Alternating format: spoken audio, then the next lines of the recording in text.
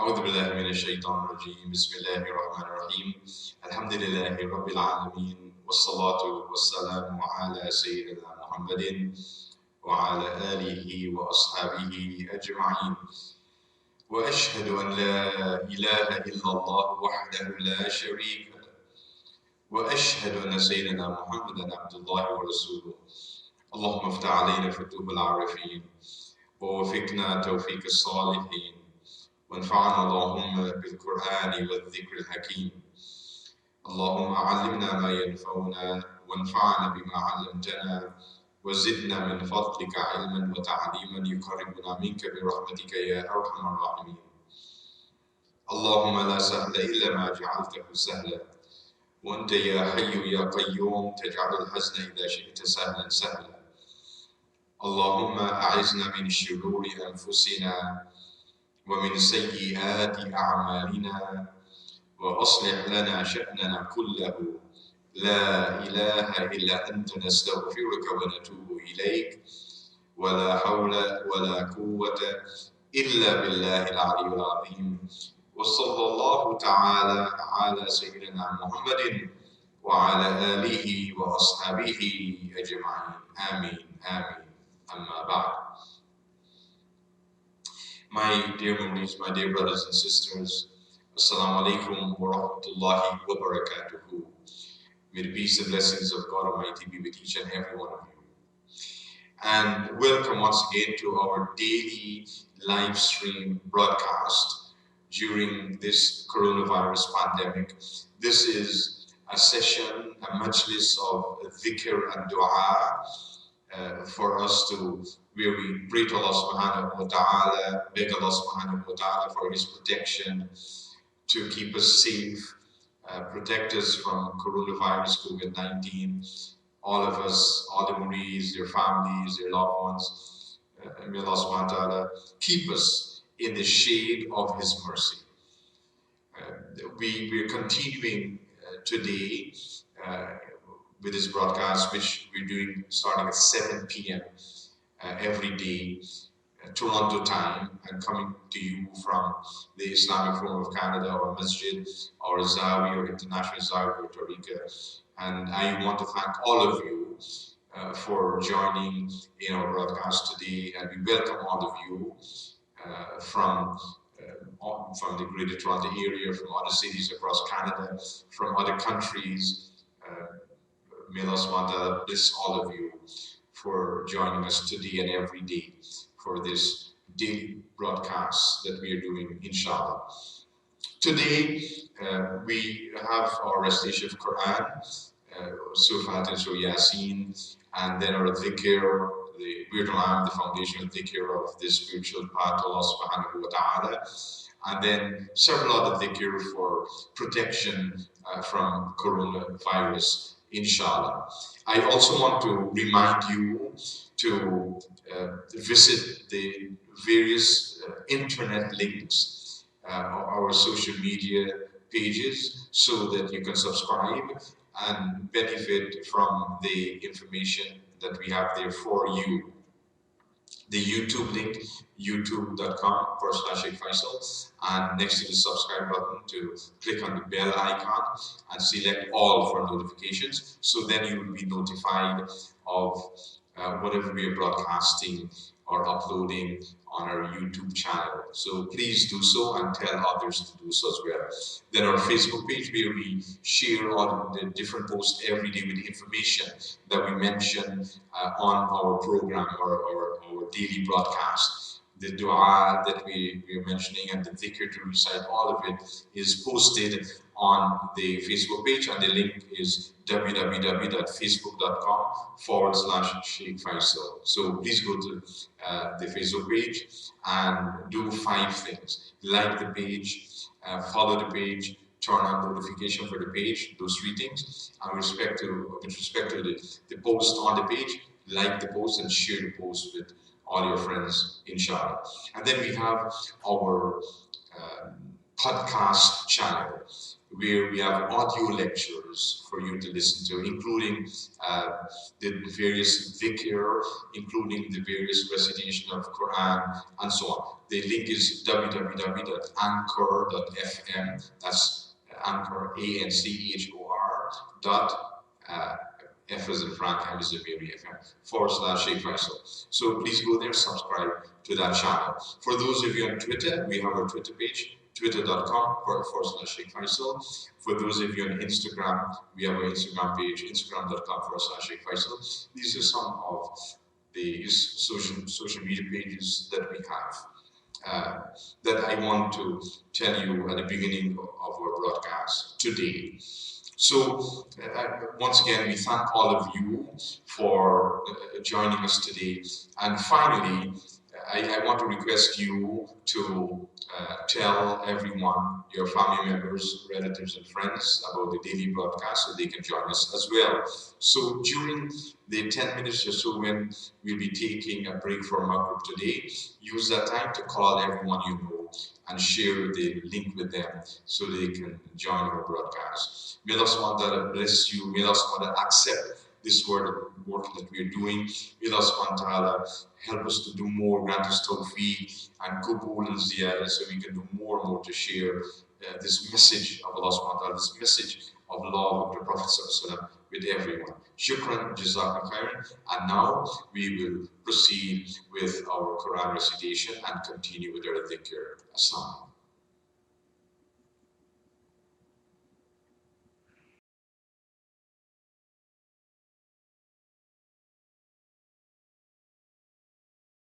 أعوذ بالله من الشيطان الرجيم. بسم الله الرحمن الرحيم. الحمد لله رب العالمين الرحمن الرحيم مالك يوم الدين إياك نعبد وإياك نستعين اهدنا الصراط المستقيم صراط الذين أنعمت عليهم غير المغضوب عليهم ولا الضالين.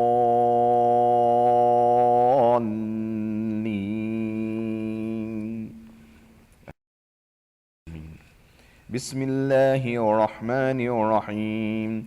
ياسين والقرآن الحكيم إنك لمن المرسلين على صراط مستقيم تنزيل العزيز الرحيم لتنذر قوما ما أنذر آباؤهم فهم غافلون لقد حق القول على أكثرهم فهم لا يؤمنون إنا جعلنا في أعناقهم أغلالا فهي إلى الأذقان فهم مقمحون وجعلنا من بين أيديهم سدا ومن خلفهم سدا فأغشيناهم فهم لا يبصرون وسواء عليهم أأنذرتهم أم لم تنذرهم لا يؤمنون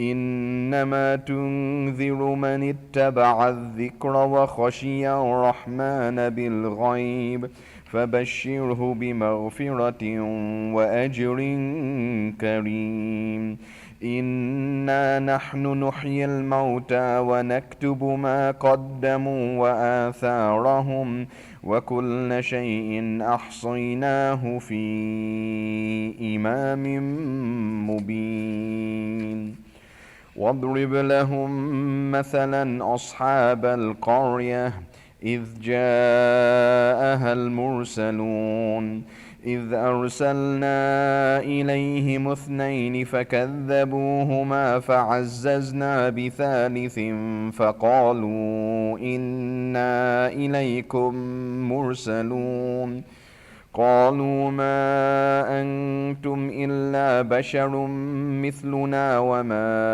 أنزل الرحمن من شيء إن أنتم إلا تكذبون قالوا ربنا يعلم إنا إليكم لمرسلون وما علينا إلا البلاغ المبين.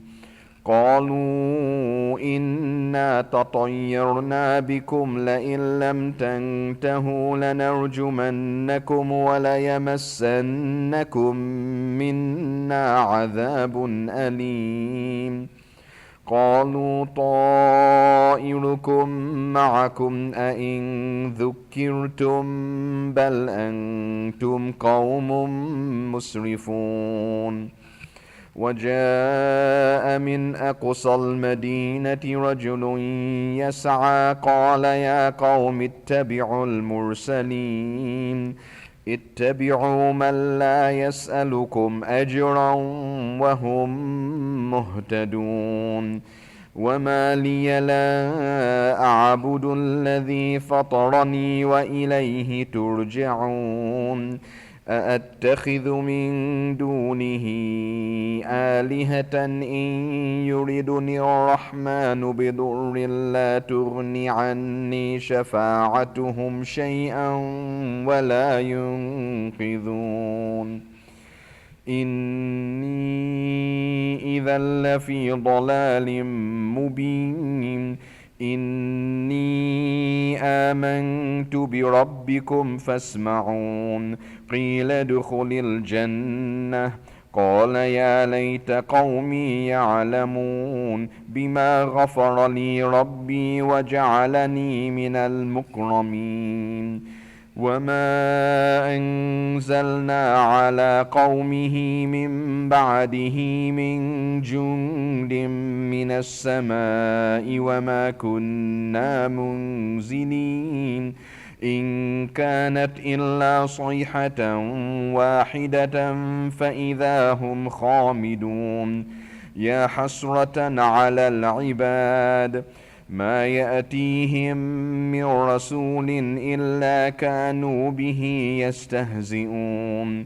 ألم يروا كم أهلكنا قبلهم من القرون أنهم إليهم لا يرجعون. وإن كل لما جميع لدينا محضرون. وآية لهم الأرض الميتة أحييناها وأخرجنا منها حبا فمنه يأكلون. وجعلنا فيها جنات من نخيل وأعناب وفجرنا فيها من العيون ليأكلوا من ثمره وما عملته أيديهم أفلا يشكرون. سبحان الذي خلق الأزواج كلها مما تنبت الأرض ومن أنفسهم ومما لا يعلمون. وآية لهم الليل نسلخ منه النهار فإذا هم مظلمون. والشمس تجري لمستقر لها ذلك تقدير العزيز العليم. والقمر قدرناه منازل حتى عاد كالعرجون القديم. لا الشمس ينبغي لها أن تدرك القمر ولا الليل سابق النهار وكل في فلك يسبحون. وآية لهم أنا حملنا ذريتهم في الفلك المشحون وخلقنا لهم من مثله ما يركبون. وإن نشأ نغرقهم فلا صريخ لهم ولا هم ينقذون إلا رحمة منا ومتاعا إلى حين. وإذا قيل لهم اتقوا ما بين أيديكم وما خلفكم لعلكم ترحمون. وما تأتيهم من آية من آيات ربهم إلا كانوا عنها معرضين.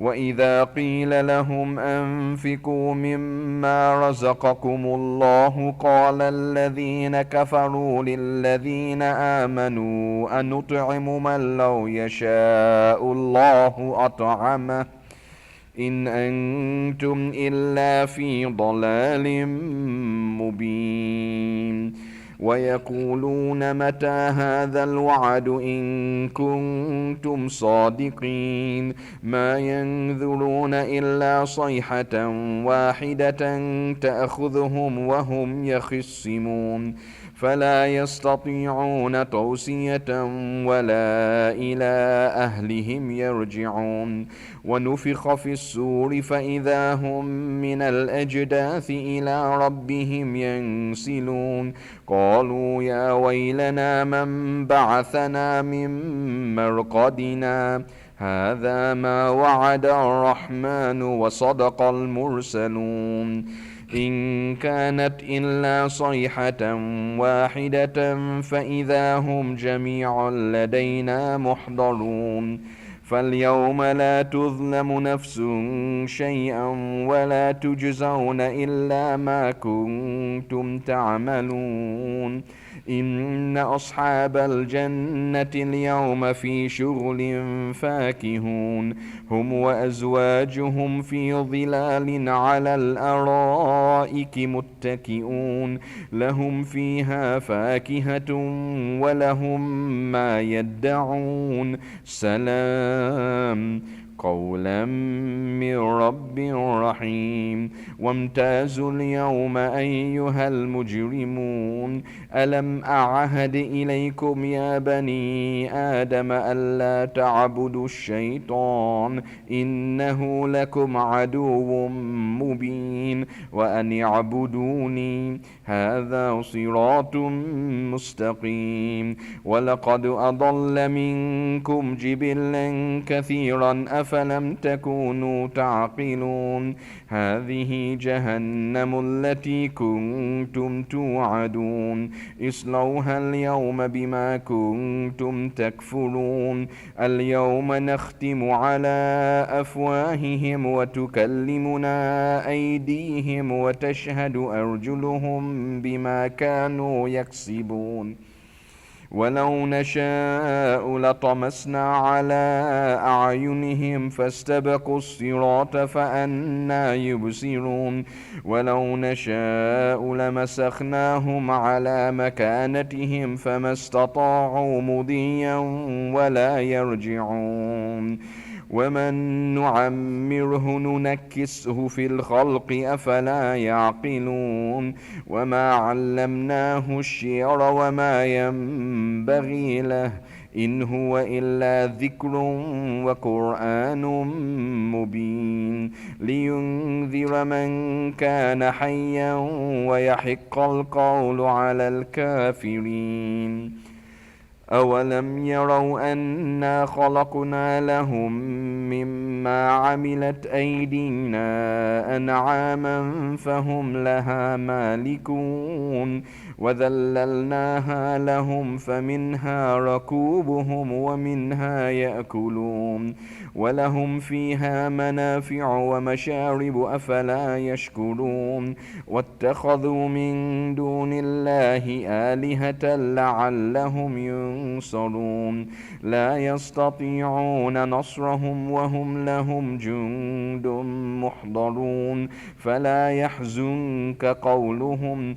إنا نعلم ما يسرون وما يعلنون أولم ير الإنسان أنا خلقناه من نطفة فإذا هو خصيم مبين وضرب لنا مثلا ونسي خلقه قال من يحيي العظام وهي رميم قل يحييها الذي أنشأها أول مرة وهو بكل خلق عليم الذي جعل لكم من الشجر الأخضر نارا فإذا أنتم منه توقدون